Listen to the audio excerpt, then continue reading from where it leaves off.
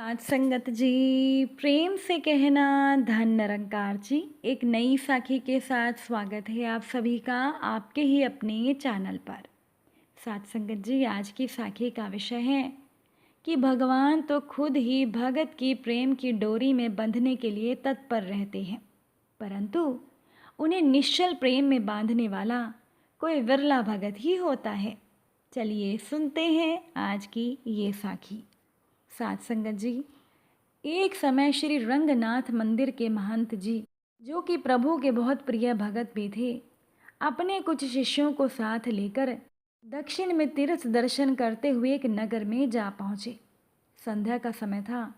मार्ग में बहुत ही रमणीय उपवन देखकर महंत जी का मन हुआ कि यहीं कुछ देर विश्राम कर भोजन प्रसाद बनाकर हरि नाम संकीर्तन किया जाए। संयोग से वो स्थान एक वैश्या का था। वैश्या वहीं पास के एक भवन में रहती थी। महंत जी और उनके शिष्यों को इस बात का पता नहीं था कि जिस जगह वो रुके हैं, विश्राम और भोजन प्रसादी कर रहे हैं, वो स्थान एक वैश्या का है। वैश्या भी दूर से अपने भवन से हरि भक्तों की क्रियाओं का आनंद ले रही थी। द्वार पर बहुत सुंदर सुंदर श्वेत वस्त्र धारण किए हुए अपने साथ अपने ठाकुर जी को भी लाए। आज मानव संतों के प्रभाव मात्र से पाप आसक्त उस वैश्या के हृदय में भी प्रभु का प्रेम प्रस्फुटित हो रहा हो। स्वयं को बड़भागी जान उसने संतों को विघ्न ना हो ये जानकर तथा अपने बारे में कुछ ना बताकर दूर से ही अपने भवन से ठाकुर जी के दर्शनों का वो आनंद लेती रही। जब सभी संतों का भोजन प्रसाद और संकीर्तन समाप्त हुआ तो अंत में वह वेश्या ने एक थाल में बहुत सारी स्वर्ण मुद्राएं लेकर महंत जी के समक्ष वो प्रस्तुत हुई और महंत जी को प्रणाम किया और उन्हें बताया कि ये स्थान मेरा ही है, मैं यहाँ की मालकिन हूँ। महंत जी को बड़ी खुशी हुई ये जानकर और आभार व्यक्त करते हुए उन्होंने कहा भी कि ये बहुत ही रमणीय स्थान है, हमारे ठाकुर जी को भी बड़ा पसंद आया है ये स्थान, संकीर्तन में भी बड़ा मन लगा। अब वैश्य ने वो स्वर्ण से भरा हुआ थाल महंत जी की सेवा में प्रस्तुत किया।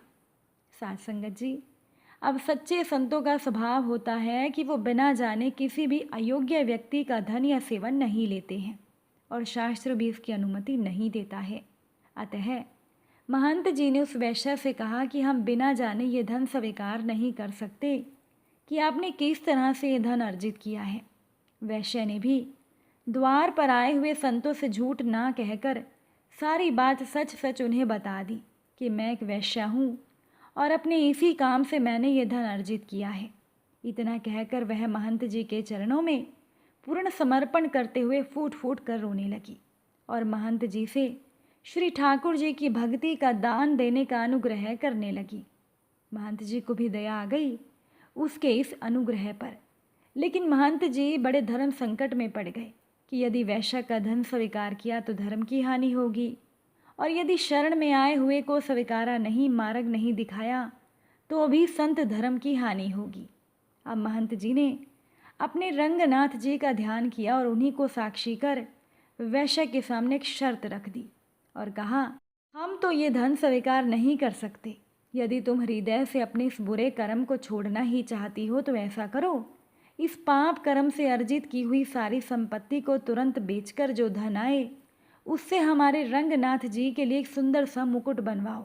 यदि हमारे प्रभु वह मुकुट स्वीकार कर लें तो समझ लेना उन्होंने तुम्हें माफ़ करके अपनी कृपा प्रदान की है। अब वैश्य का मन तो पहले ही निर्मल हो चुका था। महंत जी की आज्ञा शिरोधार्य कर तुरंत ही संपूर्ण संपत्ति बेचकर उसने रंगनाथ जी के लिए 3 लाख रुपए का सुंदर मुकुट बनवाया।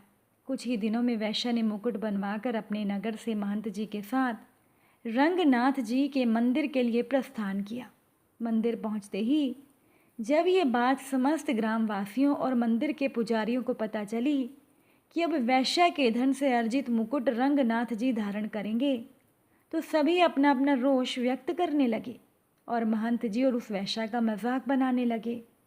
अब महंत जी सिद्ध पुरुष थे और रंगनाथ जी के सर्वविदित प्रेमी भगत भी थे, तो किसी ने उनका विरोध करने की चेष्टा नहीं की। अब देखिए, जैसे ही वो वैश्या मंदिर में प्रवेश करने लगी, वो द्वार तक पहुंची ही थी कि पूरब का एक पाप बीच में आ गया और वैश्या को पता चला कि अब वो मंदिर में जाने लायक नहीं रही है। सब लोग वैश्या की हंसी उड़ाने लगे। पुजारी भी महंत जी को कोसने लगे। अब महंत जी भी क्या करते।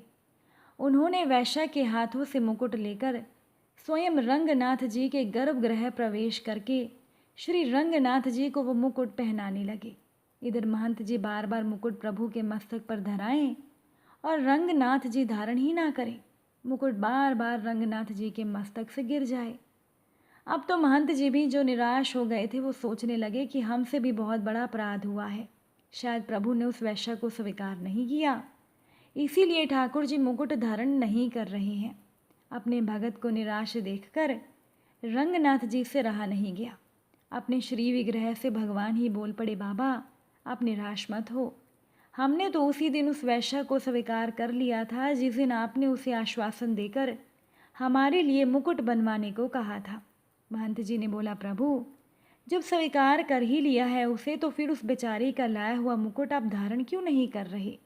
रंगनाथ जी बोले, मुकुट तो हम उसी वैश्या के हाथ से धारण करेंगे। इतने प्रेम से लाई है वो तो पहनेंगे भी उसी के हाथ से। उसे तो तू बाहर ही छोड़कर आ गया और खुद मुकुट मुझे पहना रहा है। महंत जी ने कहा, भगवान अभी वो मंदिर में प्रवेश नहीं कर सकती। वो एक महिला है और आप तो जानते ही हैं कि वो मंदिर में प्रवेश क्यों नहीं कर सकती। अब तो भगवान जिद करने लगे, इसी समय उसे लेकर आओ, हम तो उसी के हाथों से मुकुट पहनेंगे। मंदिर के समस्त पुजारियों ने भगवान की ये आज्ञा सुन दांतों तले उंगली दबा ली। सब विस्मित हो गए। संपूर्ण मंदिर में हाहाकार मच गया। जिसने सुना वो अचंभित हो गया। रंगनाथ जी की आज्ञा को शिरोधार्य कर सैकड़ों लोगों की उपस्थिति में उस महिला को, उस वैश्या को सम्मानपूर्वक मंदिर में प्रवेश करवाया गया। अपने हाथों से वैश्या भगवान को मुकुट धारण कराने लगी। नैनों से अविरल अश्रु की धाराएं बह रही थी। कितनी अद्भुत दशा हुई होगी जरा सोचिए। रंगनाथ जी भगत की इसी दशा का ही तो आनंद ले रहे थे। रंगनाथ जी का श्री विग्रह बहुत बड़ा होने के कारण ऊपर चढ़कर मुकुट पहनाना पड़ता है। भगत के अश्रु से प्रभु के संपूर्ण मुखारविंद का मानो अभिषेक हो गया। वैश्या के मुख से शब्द नहीं निकल रहे थे। नयन अविरल अश्रु बहा रहे थे। अवर्णीय दशा थी। और आज भगवान जी ने उस प्रेम स्वरूप भेंट स्वीकार करने हेतु अपने मस्तक को नीचे झुका दिया और मुकुट धारण कर उस वैश्या को वो पद प्रदान किया जिसके लिए बड़े बड़े देवता संत महात्मा हजारों वर्ष तप अनुष्ठान करते हैं, पर उन महाप्रभु का अनुग्रह प्राप्त करने में असमर्थ रहते हैं।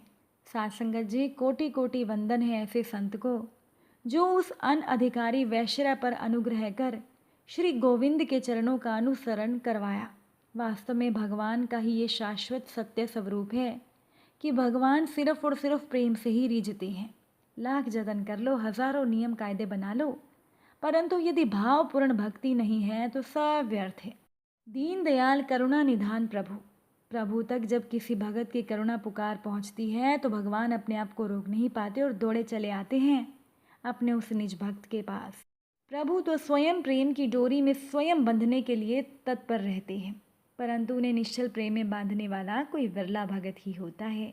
साथ संगत जी, अगर आज की ये साखी आपको अच्छी लगी हो, वीडियो को लाइक शेयर ज़रूर कीजिएगा। आप सभी से फिर मुलाकात होगी नई साखी और नए विचारों के साथ। साथ संगत जी, प्यार से कहना, धन निरंकार।